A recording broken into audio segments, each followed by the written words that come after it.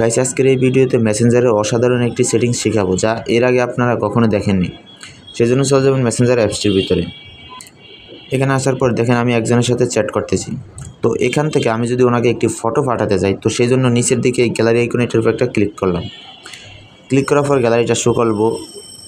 এখান থেকে একটি ফটো সিলেক্ট করলাম। আমি ফটোটি সিলেক্ট করেছি, এখান থেকে সেন্ড করে নিই। বাট এখানে যদি এডিটে ক্লিক করি, এখানে নিচের দিকে দেওয়া আছে 1, এখানে নিচে অফ লেখা আছে, এটার উপর একটা ক্লিক করলাম।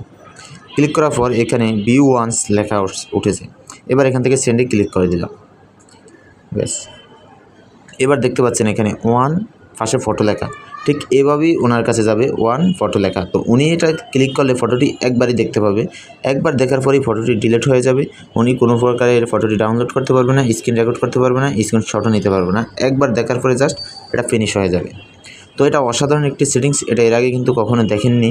এই সেটিংসটি করে রাখলে এভাবে যদি আপনি ফটো পাঠান, তাহলে আপনার ফটো থাকবে নিরাপদ, আপনার ভিডিও থাকবে নিরাপদ।